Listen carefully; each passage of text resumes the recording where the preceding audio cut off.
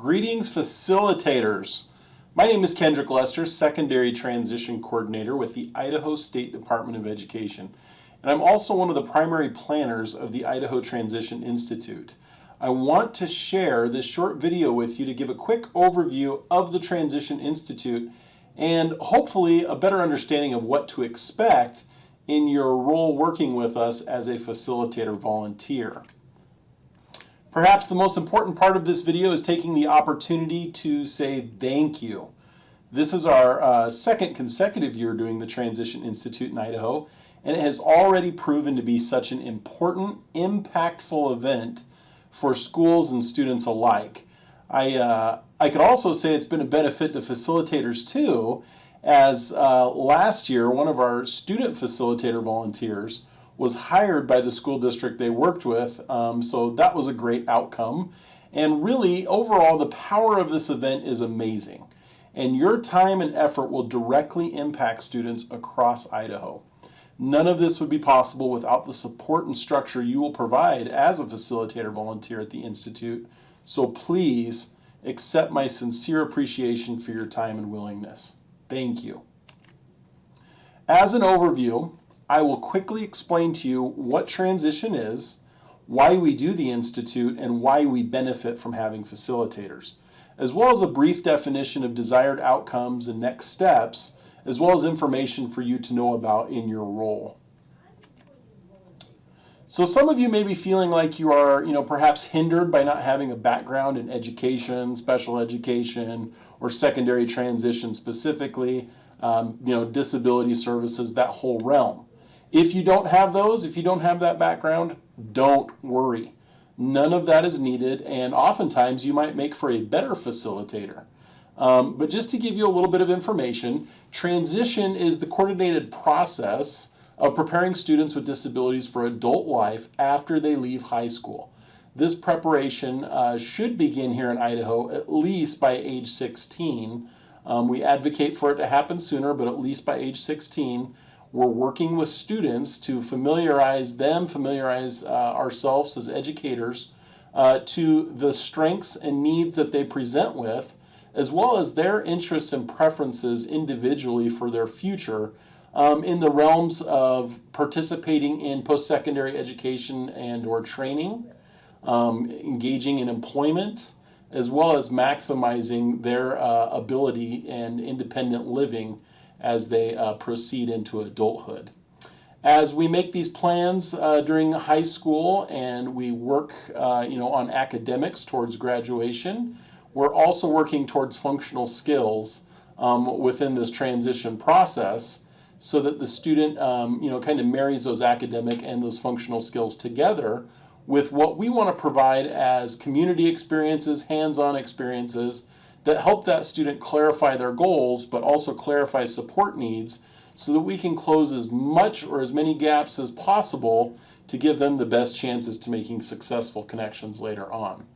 When we talk about connections, we're also talking about appropriate connections being made between the individual, perhaps their family, and any service agencies that might help them along the way in preparation, as well as supporting them into adulthood. So why do we have a Transition Institute? Well, transition services are a required part of providing special education in high schools. But despite this requirement, it is not always easy to fulfill if there's no planning. And although not ideal, sometimes school leaders get too busy, too overwhelmed to take the time to plan. The Institute, more than anything, provides planning time for leaders to come together, review their data, and really assess where they are in the programming that they provide. It gives them an opportunity to sit down, hopefully as free as distractions as much as possible, to look at needs of students that they serve with disabilities, the transition experiences that their past students have had in engaging with that employment, post-secondary education, and independent living. It's also a great opportunity for them to collaborate with other schools that are providing some of the same services, and a very valuable opportunity to communicate and collaborate with local supporting agencies from across the state, as well as right there in many of their communities. And as they go through this entire institute process in this planning time, they're able to identify weaknesses, and the end result, the end deliverable, is that they're able to make a plan to address their areas of need and maximize their services and maximize outcomes for students. The format of the Institute is something that we like to say is definitely an institute. It's not a conference. We don't want it to be just a conference. While we will hold quality breakout sessions that are more along the lines of the typical, sit and get that you might experience at a conference, we really want the key focus to be on the free and focused team planning time as much as possible, as well as facilitating those relationships between other transition agencies, organizations, and experts. That planning time is key, and it's really the key feature of the Institute, where a conference, as many of you know, you go, you get all these great ideas, but then you come home to the real world, you get busy and distracted again, and you don't get any of it done. We want them to maximize the team time, the planning time, leave with a plan that they can go back, hit the ground running, and work on it hard back at their school, back in their community. The overall purpose of the Institute is really that focus. The key purpose is we want schools, those school teams to leave with connections and relationships, increased knowledge when it comes to providing transition, including knowledge around evidence-based strategies. But again, the key purpose is leaving with that plan to improve transition services in their schools, which in turn will lead to the ultimate goal we all have of maximizing the outcomes students are having, especially students with disabilities entering adulthood. When it comes to quality transition services, there are 5 domains to consider. These are domains in a taxonomy that's been evidenced by the National Technical Assistance Center on transition.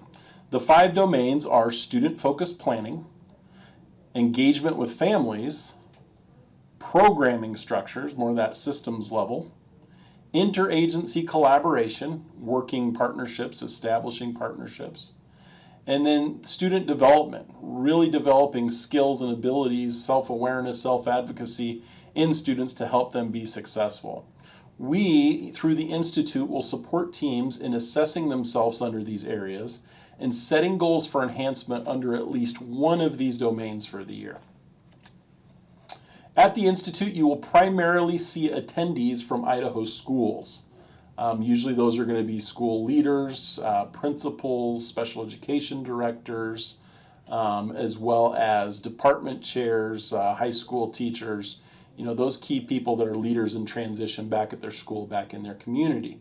Also in attendance, though, are very valuable partnering agencies that will work to support transition age students, such as the Division of Vocational Rehabilitation, the Idaho Department of Labor, higher education entities, among many, many others.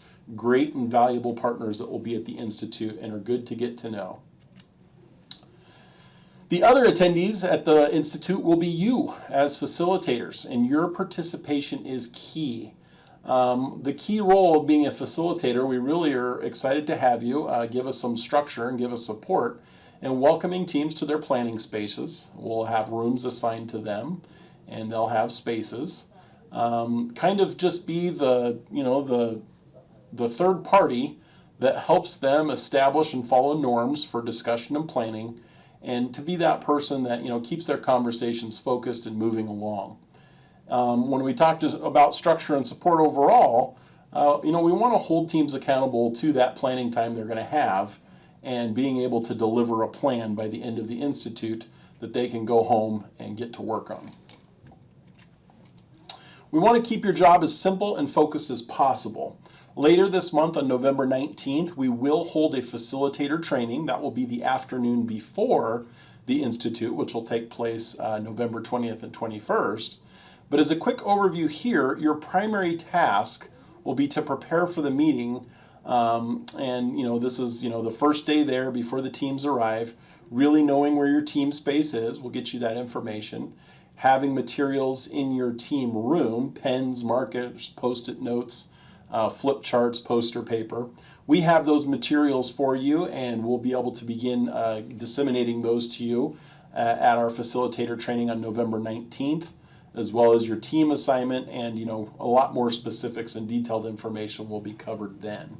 But really the key part before the meeting is just being ready to know where your space is and having materials on hand and ready to roll.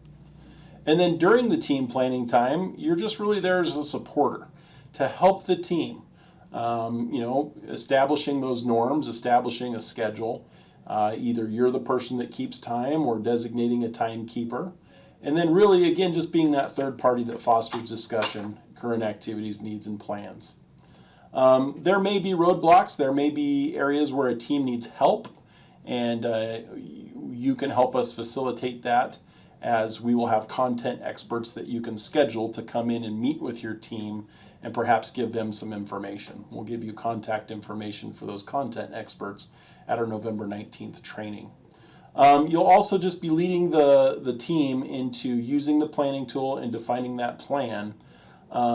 We will want the teams to kind of take notes through the process. You may offer to do that, but that's not expected. Really, you're just there to kind of help them go through the planning process and kind of keep the schedule. Kind of the key points during the team meeting times is, once that team's established in the room, kind of confirming their teaming preference. Some of you will be working with just one school team or one school district.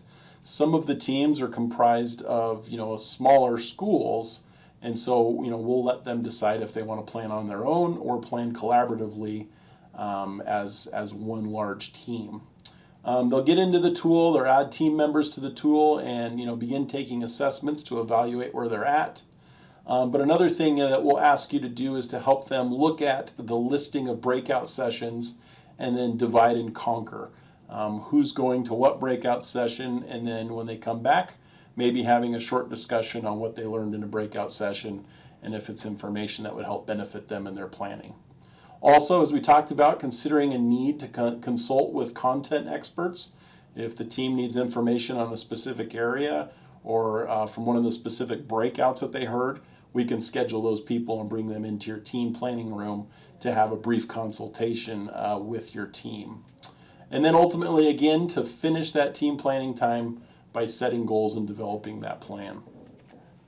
When we talk about the plan, we do use an online planning tool. The planning tool is one in which the teams you are working with should already have access to. And if not, or if there's technology issues, paper copies of the tool will be available. We don't want you to worry much about the tool itself. Instead, we desire for you to help us keep teams focused on developing a plan, and then, as much as possible, using the tool to document and house these plans so that they can review and work them towards fulfillment upon returning to their schools and communities. You can see here the process tabs at the top. Again, this is a very short preview, and we'll give you more details and a more in-depth preview when we have our facilitator training on the 19th. But for example, here's just the tasks up at the top. Step 1, they're going to enter their date and the team members. Number 2, they're going to start assessing their status, and 3, they're going to make a plan. You can see the 5 taxonomy domains in which a team can assess themselves and decide to set goals. Those 5 domain areas are there under that blue ribbon. Again, we desire them to pick at least one area. Additionally, we want teams to take advantage of their time, as we've said, and I can't emphasize enough. It's not a race, and there's no treasure box to pick something out of for the team who finishes first. So we ask that you encourage your teams to maximize their planning time and keep it as free as possible from distractions. And then, if they do get done, to consider other areas of the taxonomy in which they can maybe expand their plan if they feel they can, go and work. So either getting detailed underneath one of the domains or maybe 2 or 3 of them, but again, making best use of and filling that planning time that's available to them. Overall, using the team planning tool, as we said, we'll go into more depth when we meet on the 19th, but that planning tool is really just based on the taxonomy, and it provides just that structure, that context for team discussion around those domain areas as they assess themselves and then have concrete discussions toward a concrete plan. We will inform you of your team assignment at our facilitator training on the 19th. As I said before, some teams may be comprised of multiple schools, and each school will have access to the planning tool individually. At your first meeting, you can discuss with that group whether they have the desire to plan together as multiple teams, or if they want to have a mix of large group discussion and or maybe split themselves off to plan for their under their own specific tool. We want to allow this flexibility as much as possible and trust you as the facilitator to help them determine what works best and know that they are supported along the way. I said this video would be quick, so to wrap up, please see this specific listing of when we need your help. You are, of course, more than welcome and encouraged to participate in the full Institute event, including lunches, our keynote sessions, our breakout sessions, of which I will send a full agenda to you for. But here is the key times we need your help. Again, probably, I've mentioned this multiple times, our facilitator training on November 19th from 12:30 to 4 p.m. That will take place at the State Department of Education. That's at 650 West State Street, downtown Boise, the second floor of the building in the Barbara Morgan Conference Room. We do have parking garages. If you need a parking pass, please email me that request. Then, for the actual Institute event, we will be moving to the Boise State campus, the Student Union Building. November 20th is day one, and those team planning times, we have 3 planning times that day, are highlighted here. At the end of the day, we will have a quick facilitator debrief meeting in which we'll ask you as facilitators to come and just quickly share with us what worked well during the day for the teams and what could work better that perhaps we can improve upon for the second day. Speaking of the second day, on November 21st, our last day of the Institute, again there at the Boise State Student Union Building, we have 2 more planning times. And we ask that you're available and present for those if, again, you're not participating in the full event. But again, parking and lunch will be provided. We encourage you to participate and enjoy the full Institute with us. More than anything, we don't want you to have any worries, doubts, confusions, and sometimes as I share information, I can be confusing. But I don't want you to feel overwhelmed or worried or concerned about this opportunity, as we highly value your time and willingness to support us as a facilitator. Please do not hesitate to reach out with any questions you may have. My contact information is here. With that, thank you for your time. Very excited to see you at the Institute. Very excited to see you at our facilitator training on November 19th. Thank you. Have a great day.